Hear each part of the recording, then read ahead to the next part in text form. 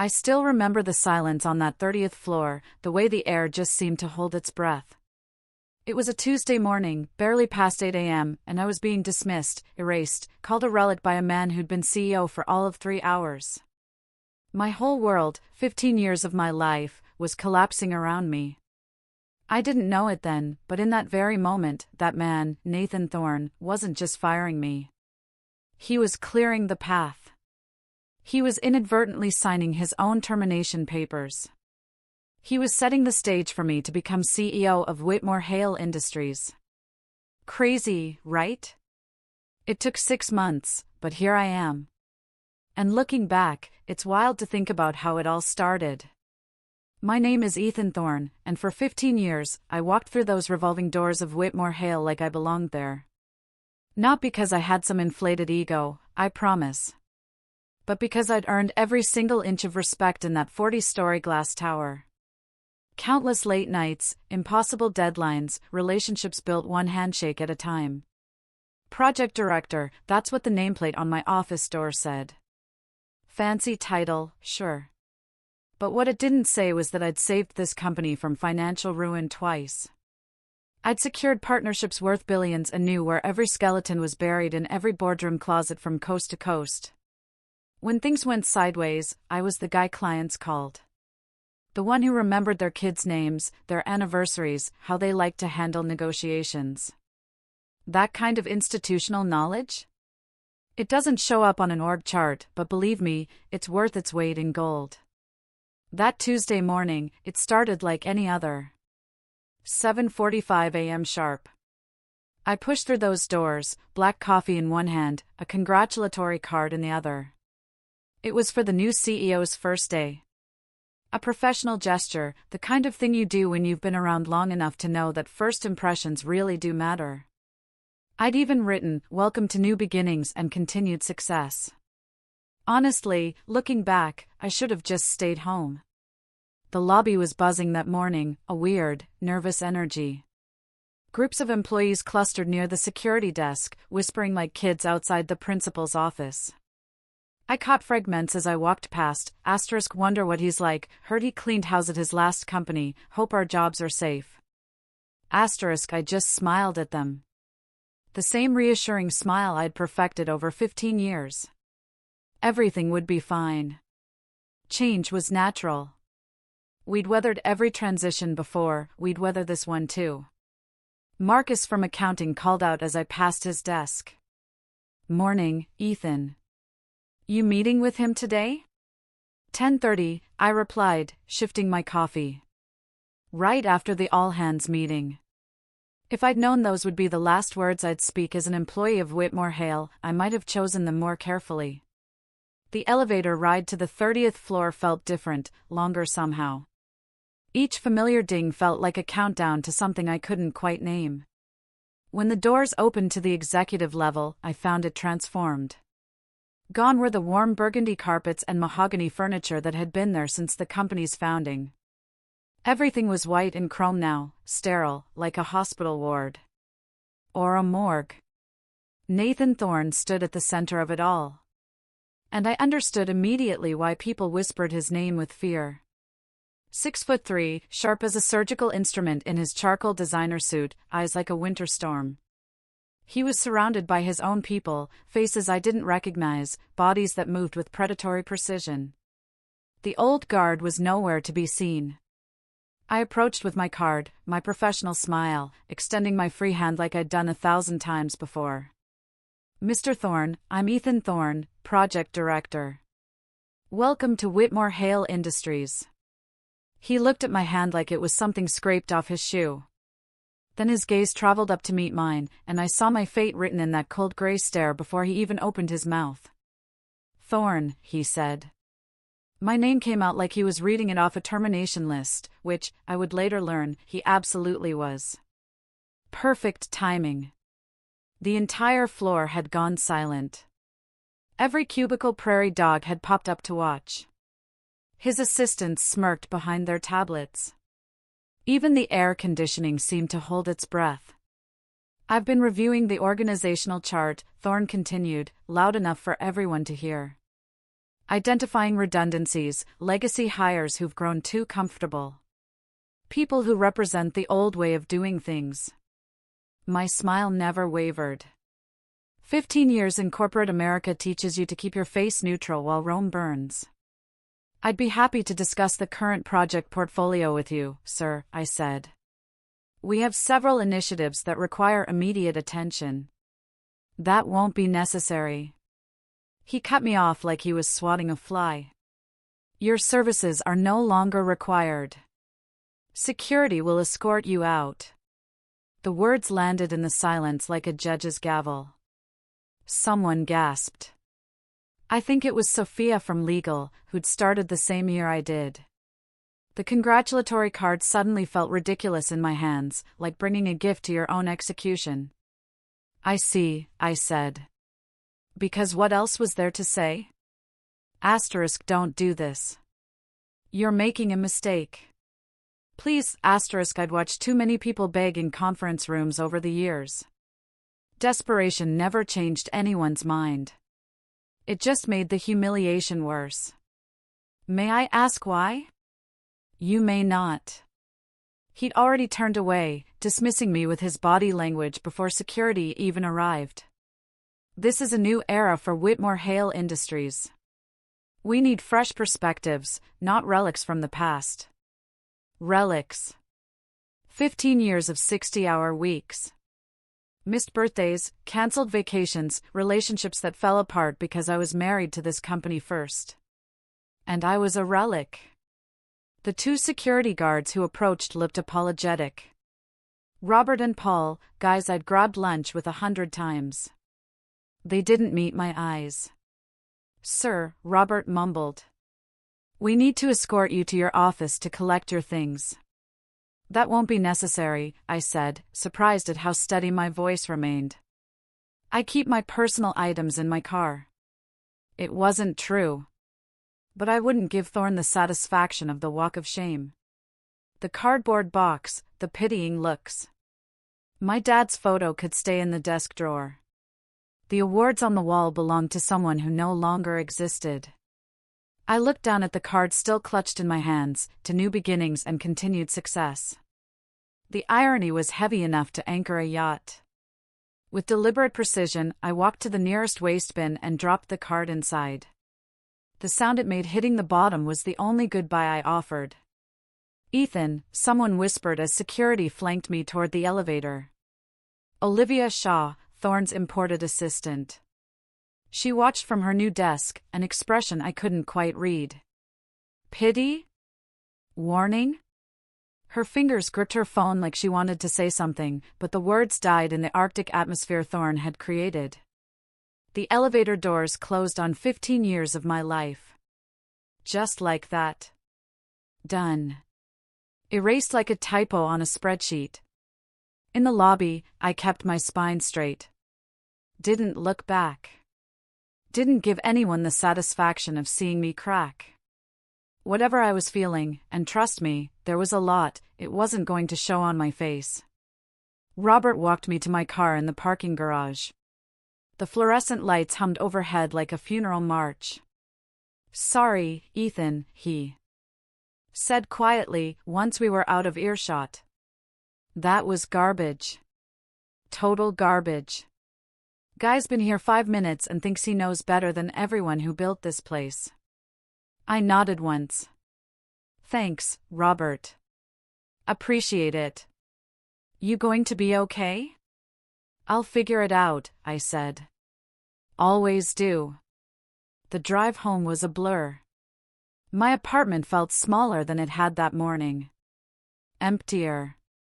The silence was deafening. I sat on my couch and stared at the wall for I don't know how long, trying to process what had just happened. 15 years, gone in 5 minutes, because some NBA hotshot wanted to make a statement. Then my phone started buzzing. And it didn't stop. First was my buddy Daniel, who worked in IT at Whitmore Hale. Dude, what the heck happened? Everyone's freaking out. Thorne just fired 6 more people after you left. Said he's restructuring the entire project division. Then Sophia from Legal. Ethan, I'm so sorry. That was completely unprofessional. For what it's worth, half the office is updating their resumes right now. Then Marcus from accounting. Man, that guy's a psycho. You okay? I responded to none of them. Just watched the notifications pile up like digital condolences at a funeral I hadn't planned to attend. Part of me wanted to throw the phone across the room. The other part knew I needed to keep my head clear. This wasn't over. Not by a long shot. I made myself some food I didn't taste. Took a shower that didn't help. And sat back down on the couch to think. 15 years of relationships. 15 years of contracts. 15 years of knowing exactly which buttons to push and which to leave alone. Thorne had no idea what he'd just thrown in the trash. Around 6 p.m., a different kind of message came through. Eleanor Albright. Executive VP at Albright Group, one of our biggest clients. We'd worked together for 8 years. Built something real. The kind of professional relationship where you could finish each other's sentences in negotiations. Ethan, heard what happened. Call me when you can. Important. I called her back immediately. Ethan, she said without preamble. I just got off the phone with Arthur Albright himself. He's concerned. Concerned about what? About whether Whitmore Hale can maintain service levels without you. Your name is on our contract. Page 47. Key person clause. If you're gone, we have options. I sat up straighter. Key person clause. I'd almost forgotten about that. 3 years ago, when we'd renegotiated the Albright Group contract, Arthur had insisted on including language that specifically named me as the primary relationship manager. At the time, it had seemed like a formality, a nice gesture of confidence. Now, it was something else entirely. What kind of options? I asked carefully. The kind that could cost Whitmore Hale about $40 million if we choose to exercise them, Eleanor replied. And Ethan, we're not the only account with that language. Henderson Industries has the same clause. So does Camera Holdings. My mind raced. Henderson, Camera, Albright Group, 3 of our biggest clients. Combined, they represented nearly half the company's annual revenue. And all 3 contracts had key person clauses with my name on them. I'm not asking you to do anything, Eleanor continued. But I thought you should know. Arthur wants to talk to you directly tomorrow morning if possible. I'll be available. After I hung up, I sat in the darkness of my apartment, processing. Thorne had fired me to make a statement. To show everyone who was in charge. He'd called me a relic. Deadwood. Something to be cleared away. He had no idea what he'd just done. The calls started at 6 a.m. Wednesday morning. Not one call, but a symphony of desperation orchestrated by the collapse of corporate hubris. I let them all go to voicemail while I made my coffee and watched the sunrise paint my windows in shades of gold. The voicemail transcripts read like a corporate thriller. Benjamin from legal. His usually calm voice cracked with stress. Ethan, this is beyond critical. Camera Holdings is threatening immediate contract termination. They're citing breach of good faith. Please, we need to discuss options. Then CFO Victoria Hayes. Thorne, I've run the numbers. If Albright Group and Henderson pull out, we're looking at a 40% revenue hit. The board is meeting in emergency session at 8. Call me. But the most interesting message came from someone unexpected. Arthur Albright himself. Patriarch of the Albright family, honorary chairman of Albright Group. I'd met him only twice, both times at industry events where he'd held court like corporate royalty. Mr. Thorne, I believe we should speak directly. My private number is attached. The situation has become complicated. I called him back first. Ethan, he answered on the first ring. His voice carried the weight of old money and older wisdom. Thank you for returning my call. I'm afraid there's been some rather unfortunate development. Good morning, Mr. Albright. What kind of developments? Nathan Thorne called Eleanor yesterday afternoon, tried to convince her that Whitmore Hale had adequate personnel to maintain service levels without you. He paused, and I could picture him in his study, surrounded by first editions and disappointment. He actually suggested your assistant could take over the account. My assistant? I almost laughed. Sam's been with the company 8 months. He doesn't even have full security clearance for your data systems yet. Precisely what Eleanor told him. Rather forcefully, I understand. He chuckled dryly. But that's not why I'm calling. Steinberg Associates reached out to us last night. They've offered to not only match Whitmore Hale's contract terms, but to bring on what they called proven leadership from the industry. They weren't subtle about meaning you. So Lawrence Sterling was already making moves. I'd wondered how long it would take them to smell blood in the water. Classic vulture behavior. I haven't spoken to Sterling, I said carefully. I know. That's what concerns me, Ethan. They're betting on acquiring you to acquire us. Meanwhile, your Mr. Thorne seems to believe this is all a negotiating tactic. He actually accused Eleanor of manufacturing a crisis to renegotiate rates. Now, I did laugh. Short and sharp. He accused Eleanor Albright of lying, Eleanor, who still had the first dollar Albright Group ever earned framed in her office. It did not go over well, Arthur confirmed. Which brings me to my point.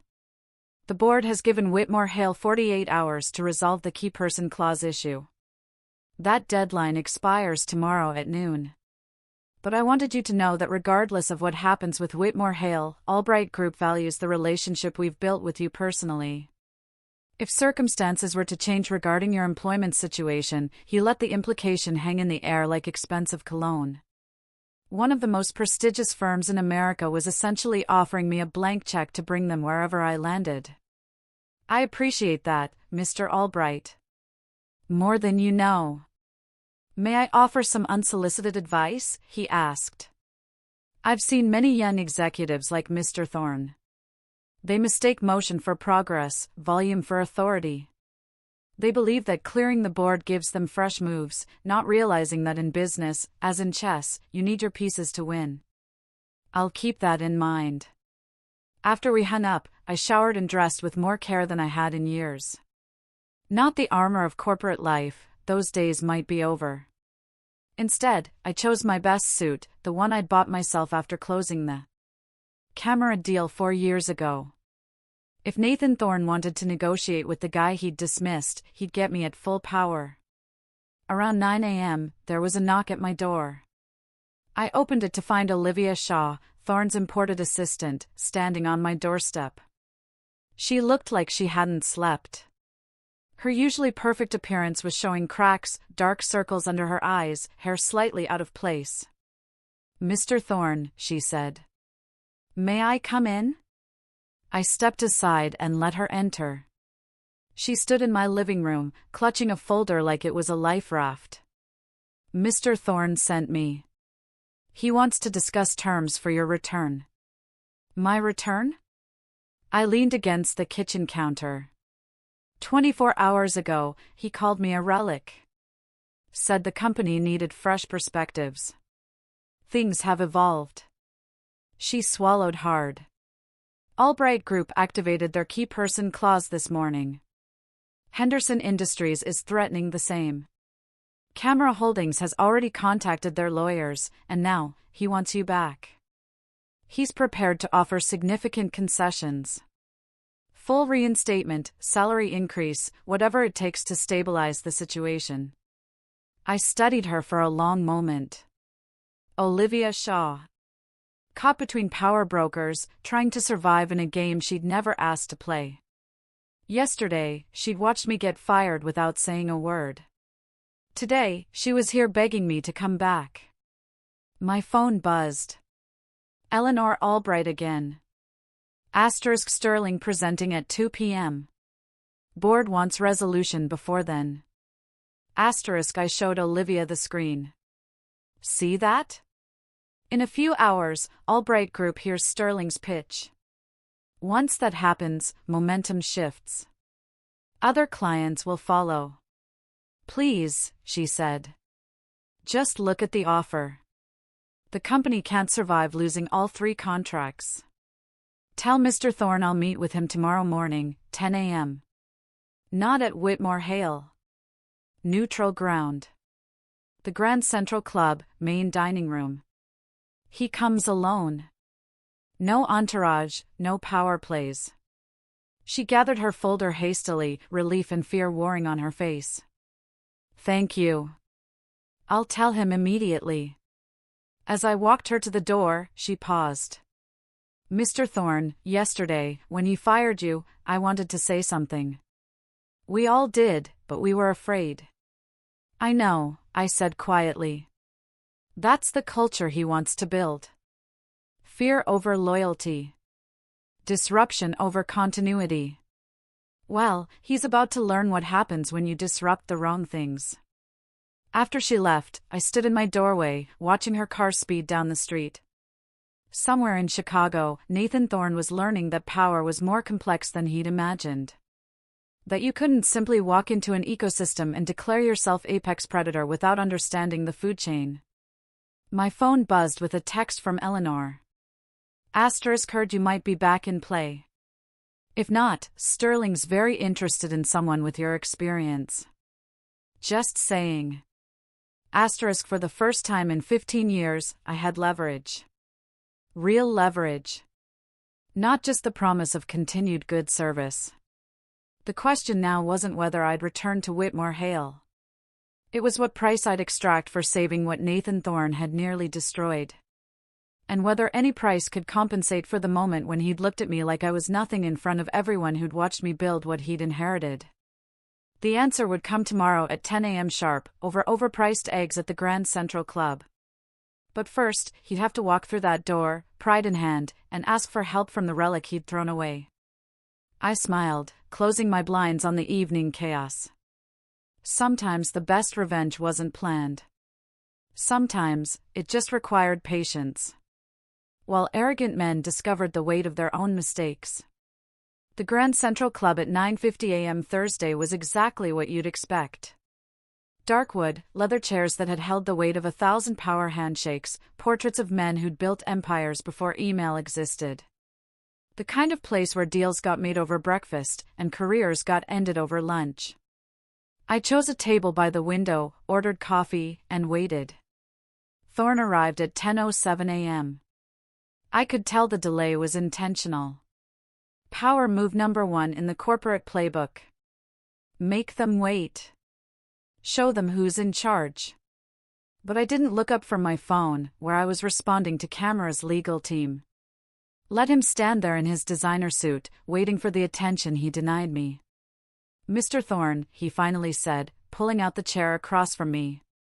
I finished typing, sent the message, then looked up with a pleasant smile. Mr. Thorne. Thanks for coming. He looked different than he had on Tuesday. The sharp edges were still there, but stress had drawn lines around his eyes. His suit was impeccable, but his hands betrayed him, a slight tremor as he reached for the water glass. Let's cut to the chase, he began, trying to regain control. The company needs you back. I'm prepared to offer. No, I interrupted softly. That's not how this works. You don't get to set the terms anymore. You forfeited that right when you had security escort me out like a criminal. His jaw tightened. That was perhaps hasty. Hasty? I laughed, drawing glances from nearby tables. You destroyed 15 years of work in 5 minutes. You humiliated me in front of people I'd mentored, people who respected me. And you did it to prove a point, to mark your territory. How's that working out for you? You know exactly how it's working out, he snapped, then visibly forced himself to calm down. Look, I made a mistake. I admit it. I didn't understand the full scope of your relationships with our clients. No, I corrected. You didn't bother to understand. There's a difference. You walked in assuming everyone from the previous regime was expendable. That experience was weakness. That loyalty was complacency. The waiter approached, but I waved him off. This wasn't about dining. This was about watching Nathan Thorne eat crow in the most exclusive club in Chicago. What do you want? He asked finally, the words seemingly dragged from him. Name your price. The board has authorized me to do whatever it takes. I pulled out a notebook. Same one I'd written in after he'd fired me. Let me tell you what's happened since Tuesday morning. Albright Group activated their key person clause. Henderson Industries is reconsidering their partnership. Camera Holdings is reviewing all contracts for similar provisions. 3 other major accounts have made discreet inquiries about the stability of their relationships. His face paled with each name. But that's just the immediate damage, I continued. Sterling Associates has already approached 2 of our clients. Morrison Partners is circling camera. Every competitor smells blood. And why? Because the new CEO just proved he doesn't understand his own business. So, what's your solution? His arrogance cracked, revealing something almost human underneath. You clearly have one, or we wouldn't be here. I leaned back, letting him twist in the silence. I'll return to Whitmore Hale, but not as project director. I want Executive Vice President of Client Relations, reporting directly to the board, not to you. I want veto power over any terminations in my division. I want my name on the building directory. And I want a public statement acknowledging that my termination was an error in judgment. That's ridiculous, he started. The board won't agree to undermining the CEO's authority. The board will agree to whatever saves 40% of their revenue, I countered. And let's be clear. This isn't about undermining you. It's about protecting the company from you. From any CEO who thinks they can rule by fear instead of respect. My phone buzzed. Eleanor Albright. Sterling presenting in 4 hours. Board wants resolution before then. I showed him the screen. 4 hours, Mr. Thorne. In 4 hours, Albright Group hears Sterling's pitch. Once that happens, momentum shifts. This is extortion, he said quietly. No, this is consequence. You wanted to play corporate dictator. You wanted to clear the board without understanding the game. Well, congratulations. You cleared it so well that all the pieces went to your opponents. He stared at me for a long moment. And I saw him recalculating. Not just the immediate crisis, but everything. His assumptions about power, about value, about what made a company strong. It was like watching a chess computer realize it had been playing checkers. If I agree to your terms, he said slowly. Can you guarantee the contracts stay? I can guarantee I'll make the calls.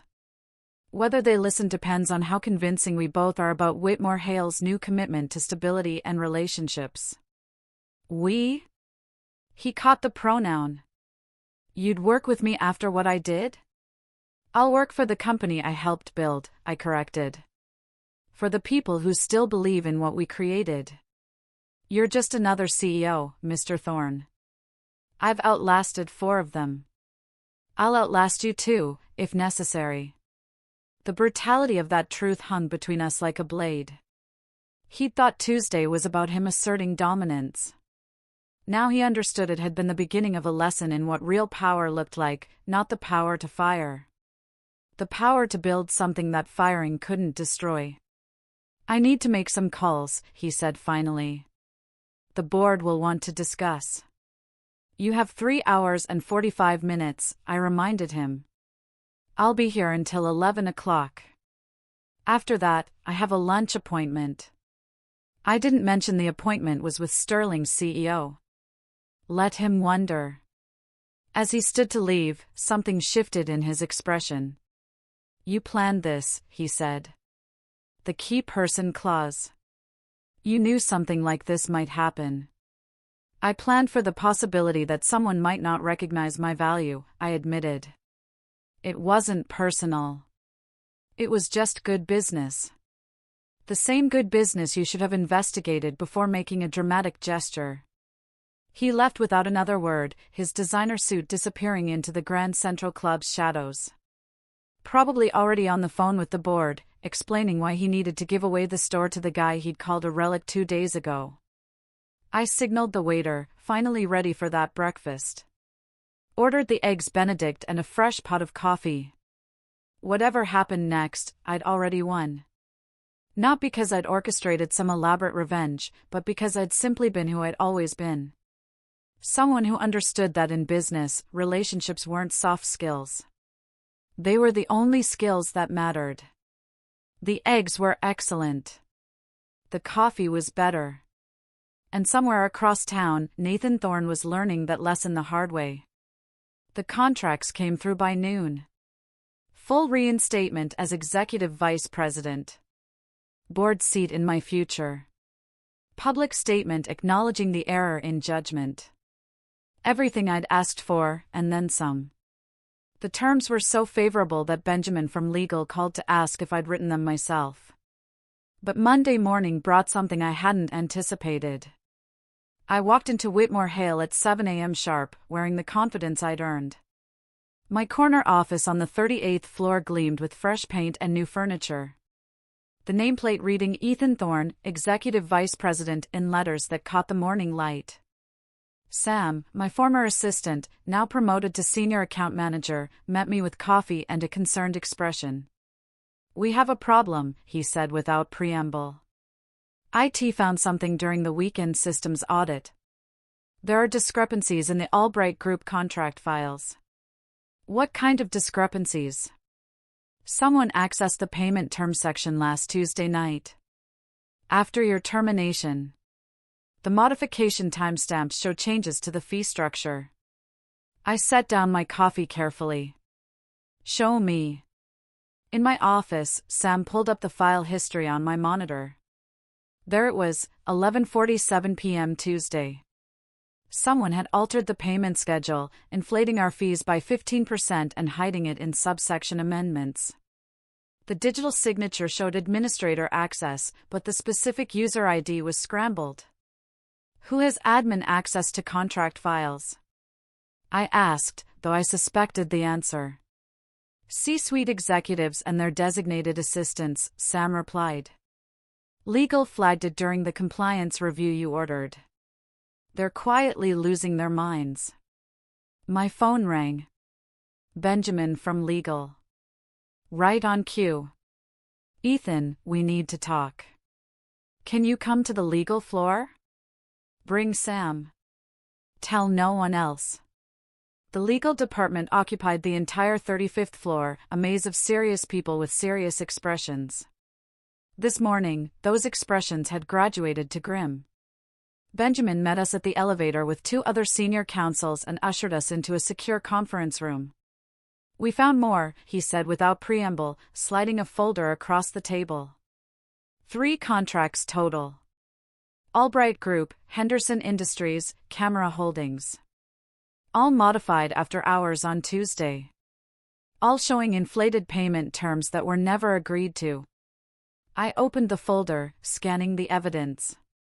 Someone had been clever, but not clever enough. The modifications were subtle. A percentage here, a fee structure there, designed to look like normal amendments. But I knew these contracts like my own signature. Every deviation screamed sabotage. If these had gone through, James continued, if the clients had received invoices based on these numbers, they'd have terminated for breach, I finished. Immediately. No cure period. It would have validated every concern about Whitmore Hale's stability. Exactly. Someone wanted to ensure the contracts failed, even if you came back. Sam leaned forward.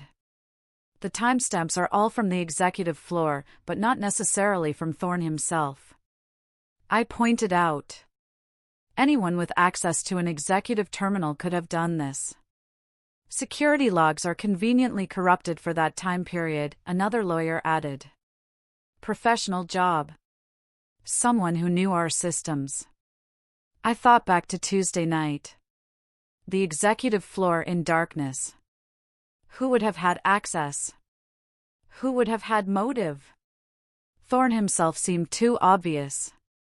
Why create evidence of fraud when he'd already won his power play? I need to talk to Olivia Shaw, I said suddenly. Thorne's assistant? Benjamin frowned. Why? Because she was the one who looked scared on Tuesday, and she was the one who came to my house Wednesday morning already knowing about the Albright Group situation before it should have been public. 30 minutes later, Olivia sat across from me in a different conference room. This one wired for recording, with legal permission. She looked exhausted, her usually perfect appearance showing cracks. I didn't know what he was planning, she said before I could even ask. Tuesday night, he asked me to stay late. Said we needed to review all major contracts, understand the portfolio.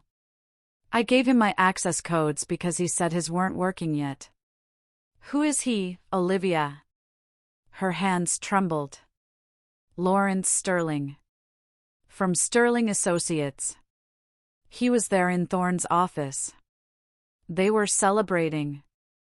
The pieces clicked into place with sickening clarity. Thorne didn't just want to fire me. He wanted to destroy the relationships permanently. Richard said it was insurance, Olivia continued, tears forming. That even if you came back, the contracts would implode when clients saw the altered terms. Then Sterling Associates could sweep in, offer to honor the original pricing, look like heroes, and Thorne would get kickbacks for delivering distressed clients. Classic corporate raid dressed up as executive transition, I finished. I'd seen it before, but never this brazen, never this personal. Olivia nodded miserably. I didn't understand Wednesday morning when Albright Group called about the clause. Then I checked the files and saw the changes. I tried to fix them, but I didn't have the right access anymore. They'd already locked me out of the admin functions. Why didn't you say something then? Because Richard made it clear what happens to people who cross him. He showed me articles about whistleblowers who'd lost everything. Their careers, their reputations, their families. And I have 2 kids, Mr. Thorne, a mortgage, car payments. I couldn't just throw all that away on principle. But then you came back, and I thought maybe there was another way. I studied her for a long moment. Olivia Shaw. Caught between power brokers, trying to survive in a game she'd never asked to play. How many corporate casualties started exactly like this? Good people making bad choices because the alternative seemed worse. You're going to legal, I said firmly. You're going to tell them everything, every conversation, every detail. In exchange, you'll receive full whistleblower protection and a transfer to any department you choose away from the executive floor. What about Thorne? Leave Thorne to me. Back in my office, I convened a war council. Benjamin from legal, Victoria Hayes from finance, Sam, and 2 board members who happened to be in the building. We laid out the evidence like prosecutors building a case. It's conspiracy to commit corporate fraud, Benjamin summarized. Sabotage, tortious interference with business relationships. Take your pick of charges. Can we prove Thorne knew? Board member David asked. Olivia's testimony put Sterling in his office. The access came from his terminal. Either he knew, or he's too incompetent to notice someone committing fraud under his nose. Neither option works well for a CEO. What do you want to do, Ethan? Victoria asked. I looked at the evidence spread across my conference table. Photos of altered contracts, system logs, Olivia's preliminary statement. A clear pattern of corporate malfeasance that would destroy Thorne, probably land him in prison, certainly end his career. Tuesday, he'd humiliated me in front of everyone. Thursday, I'd saved him from his own stupidity. Monday, I held his future in a manila folder. Set up a board meeting, I said finally. Emergency session. 1 hour. The boardroom at 11 a.m. The boardroom at 11 a.m. was a study in controlled panic. All 12 board members present, either in person or on screens. Charles Whitfield, the company founder's grandson, held court at the head of the table, his weathered face giving away nothing. Thorne entered last, still projecting confidence despite the summons. That confidence evaporated when he saw me standing at the presentation screen with Benjamin. Board members, I began without preamble. We've discovered an attempt to sabotage our major client contracts through fraudulent modification of payment terms. The evidence points to a conspiracy between external parties and someone with executive access. I walked them through it methodically. The timeline, the alterations, Olivia's testimony via recorded statement, the connection to Sterling Associates. With each slide, Thorne's face grew paler. I had no knowledge of this, he said when I finished. If Sterling accessed your system, then you're negligent, Charles Whitfield interrupted, his voice cutting like a blade. You gave a competitor access to our most sensitive contracts. Whether through malice or incompetence, the result is the same.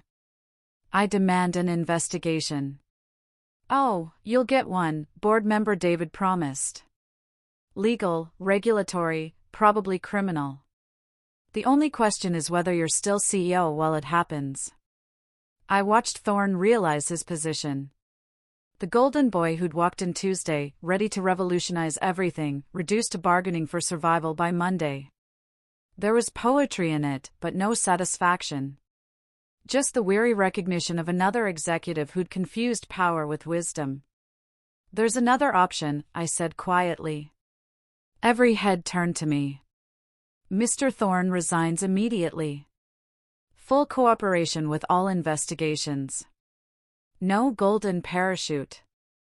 No sealed records. In exchange, we handle this internally. No criminal charges if the investigation confirms he was Sterling's dupe rather than co-conspirator. Sterling Associates gets reported to regulatory bodies for attempted corporate sabotage. Our clients never have to know how close their contracts came to being weaponized. You're saving him, Charles observed. After what he did to you? I'm saving the company, I corrected. A criminal investigation makes headlines. Headlines spook clients. Spooked clients consider competitors. We just spent 5 days stopping that bleeding. Why reopen the wound? The board deliberated for exactly 12 minutes. Thorne's resignation letter was signed by noon. His personal items were packed within an hour. Security escorted him out the same way they escorted me 5 days earlier. Poetic justice, I guess, though I didn't stick around to watch. I had better things to do than gloat. By 2 p.m., Nathan Thorne had disappeared from Whitmore Hale Industries as suddenly as he'd arrived. No farewell email, no goodbye party.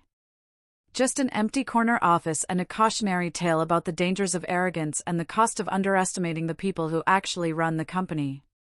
Word spread fast. By end of business, everyone knew the broad strokes. The new CEO who'd lasted less than a week, the conspiracy with a competitor, the cover-up that fell apart. Olivia Shaw transferred to marketing, where her attention to detail would be appreciated without the political pressure. I made sure she got a raise, too. She'd taken a risk coming forward, and that deserved recognition. Sterling Associates found themselves under investigation by 3 different regulatory bodies. Their stock dropped 18% in a single day when the news broke. The contracts were quietly restored to their original terms, with no client ever knowing they'd been tampered with. Clean, professional, the way it should have been handled from the start. And I settled into my new office, finally able to focus on building rather than defending. Sam. Knocked at 4 p.m. The journal's online, Ethan. They want a statement about Thorne's sudden departure. Tell them Whitmore Hale Industries wishes Mr. Thorne well in his future endeavors, I said.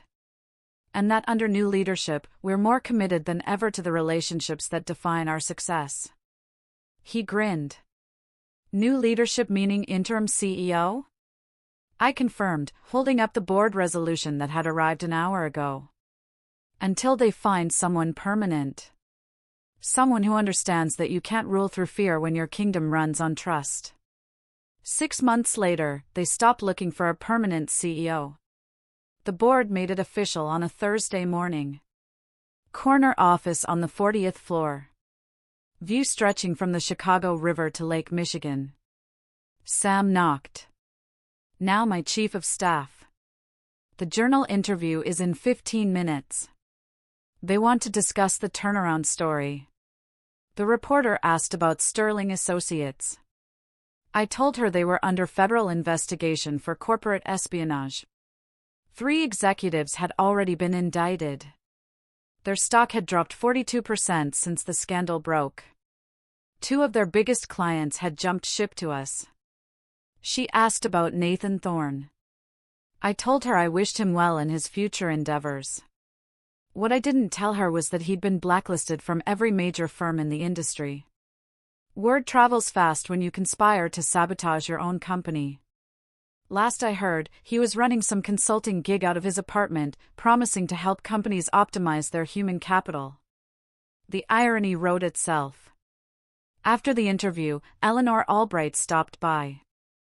Albright Group just renewed for another 5 years, she said. Arthur wanted me to deliver the news personally. Also, Henderson Industries is increasing their contract by 30%. And Camera wants to discuss expanding into their Southeast Asian operation. 3 major wins in one afternoon. Not bad for a Relic. My phone buzzed. Text from Charles Whitfield. Asterisk board approved the acquisition. Congratulations. Asterisk the acquisition. 6 weeks of negotiations to buy out Morrison Partners, one of our regional competitors. Doubled our West Coast presence overnight. Added 200 employees and 18 new client relationships to the portfolio. Sam appeared in my doorway again. The new hires from Morrison are here. Conference room B. They want to meet the CEO who turned this place around. I grabbed my jacket. 47 people waited in the conference room. Former Morrison employees, now Whitmore Hale family. They looked nervous. New jobs always made people nervous. I kept it short. Told them we didn't do mass layoffs here. Told them we valued experience and institutional knowledge. Told them the guy who built this company got fired 6 months ago by a CEO who thought he knew better. That CEO lasted less than a week. The guy he fired was now running the place. The point wasn't subtle. Neither was the relief on their faces. After the meeting, I walked the floors. Something I did every week now. Stopped at desks, learned names, asked about projects. Robert and Paul, now running building security, waved from their new office near the lobby. At 6 p.m., I got a call from Arthur Albright in London. Ethan, quick question. Would Whitmore Hale be interested in partnering on our European expansion? London office first, then Rome and Amsterdam. That's a big move. It is, but I trust you to figure it out. I pulled up my calendar, already packed through next quarter. Didn't matter. This was how you built something that lasted. Send me the details, I said. I'll have a proposal by end of week. After I hung up, I looked around my office. 6 months ago, I'd been escorted out of this building by security. Called a Relic, told my services were no longer required. Now I had the corner office, the CEO title, and a company that had just posted its best quarter in 15 years. Stock up 30%. Employee satisfaction at an all-time high. Client retention rate leading the industry. Nathan Thorne had wanted to clear out the deadwood and start fresh. Instead, he'd cleared the path for me to take everything he thought he deserved. I grabbed my coat and headed for the elevator. Tomorrow, we were announcing the European expansion. Next week, the Morrison integration would be complete. Next month, we'd break ground on the new headquarters annex. The revolving doors pushed out into the Chicago evening. Same doors I'd walked through 6 months ago. Card in the trash. Career supposedly over. Funny how that worked out, isn't it? What would you have done if you were in my shoes that Tuesday morning?